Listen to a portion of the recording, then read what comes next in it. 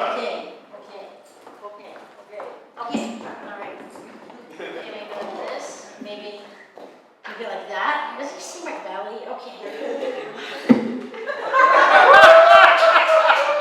Do you guys have? And I'm not even making jokes. Like, do you have those days that you're like, I can't do anything? Like, I woke up today and I was like, I can't even. And then like you gotta go on stage like that. Okay. Okay, maybe like this. Let's do like this. Okay.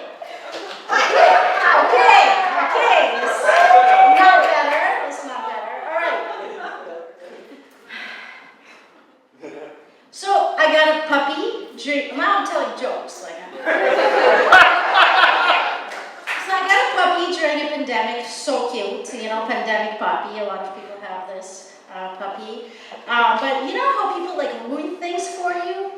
So like ladies come up to me. I'm not saying what kind of ladies.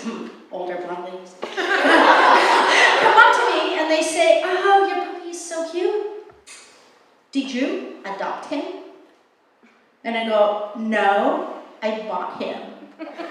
And they're like, "Okay." So I thought I would start doing that to people with babies. Oh my God, your baby's so cute. Did you adopt him? No, and then I would just walk away. Let's try like this. No, okay, no. Okay, my puppy, I have a lot of anxiety. I have a lot of anxiety in general, but I have a lot of anxiety about not being a good dog mom. Yay for anxiety. Okay. I get very anxious that I'm not a good dog mom because people are I feed my dog, steak at night for dinner, or, I take my dog to the park every day, and I'm just I'm not like that. I don't always do those things, and I feel terrible. And I just imagine my dog would start going to therapy, and he would complain about it. He would say, he sounds like a baby. He looks like a baby. Like a baby voice. He'd be like, "Yeah, the other day, Mommy said she was gonna play with me, but then she stared at her computer, and then Mommy said we're gonna go to this place called the park, but then she took me to this place called Marshall's, and we looked at air fryers for 2 hours, but she didn't buy anything." And then we both go to therapy. I also go to therapy. My dog goes. We both have anxiety. We take our anxiety medicine together. And I think my therapist taught me a lot of really useful things for life, very useful things. I remember when I just started therapy. I come to the therapist's office, and the therapist asked me. She says, if you plan to hurt yourself or hurt other people, if you plan to arm yourself and start a militia. And I thought, that's a good idea. That's a really good idea for me. That could work. So I'm in therapy partially because I was brought up by Russian people. I don't want to say anything racist against my own culture, but hey, it's there, I can tell you guys, you don't want to be Russian. I don't recommend it. Some of the things that are different, there are a lot of differences between our cultures, right? They're very different. American culture, we're very positive. We're very positive. We're you gotta think positive thoughts, be positive, look at our Russian culture is not like that. Okay, I hope they laugh. Gosh, I hope they start laughing again. All right, let's do this. It's okay. So basically, look at our music. Look at our Christmas music to give you an example between the differences between our culture. American Christmas music, so happy, so jolly. There's the reindeer, there's the Christmas sleigh, there's the everything, I'm going to tell you guys, this is an actual, real Russian song. I'm not making it up. This is a song we all listen to for Christmas, and it goes like this. It is cold. I'm outside, in the snow. In my heart, war. Russians, we always talk about the war. Russian people always talk about the war, you guys. World War II is going to get, I'll tell you right away all about it. especially the older people, right? If you go to an older Russian person's house, it's going to take them like 1 second to tell you about the war. They're going to be, come on in, sit down, have some tea. During the war, we didn't have tea. They'll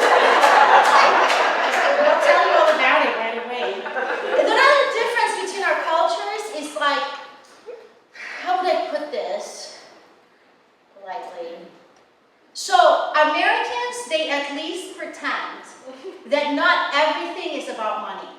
They'll pretend that money is not the most thing in the world. Americans will say things like, you know what's really important is family. Do you know what's really important? It's God. God's really important. But Russian people, they won't even lie about it. They'll be like, come over here. Especially older Russian people are like, hey, you know what the most important thing in the world is? It's money. Your husband, yes, is over here. Is good guy, yeah? But does he have money? Russian people. So, let's just transition. Let's make an awkward transition to a new job.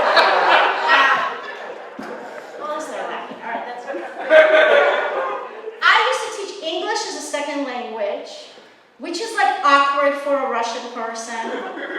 But whether you're from Japan or Venezuela, I'm going to teach you English with a specific Russian New Jersey accent.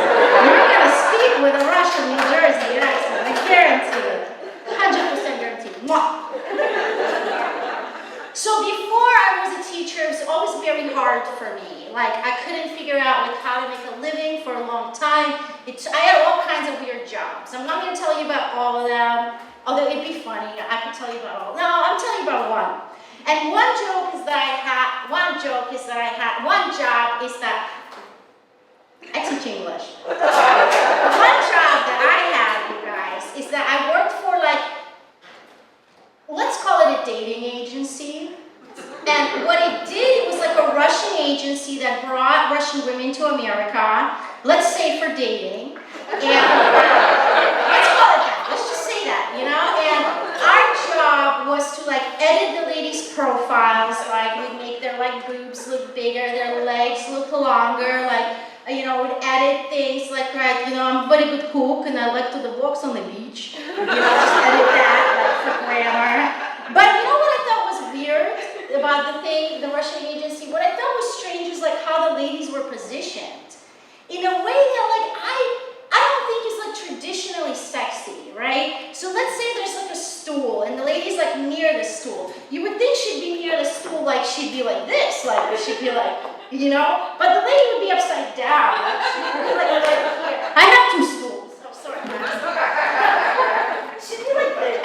She'd be like this, not sexy. I'd be like this, but it would be sexy, I just imagine her down here being like, I'm a very good cook.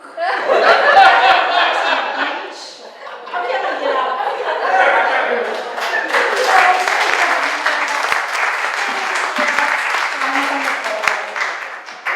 Okay. So another job I had, you guys, is that I worked for a pyramid scheme. You say to me, Vika, how could you have worked for a pyramid scheme? I didn't know. The only way I could have found out it was a pyramid scheme is when we had these weekly meetings where people told us how this is not a pyramid scheme. And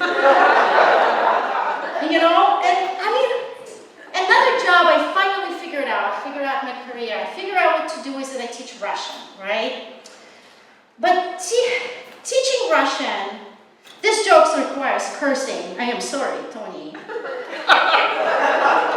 So teach Russian is like this, It's like a weird kind of job, because the only people that want to study Russian are people that, want to date Russian girls, let's call it that, and people in the American military. So the only people that want to study Russian want to either fuck us or kill us.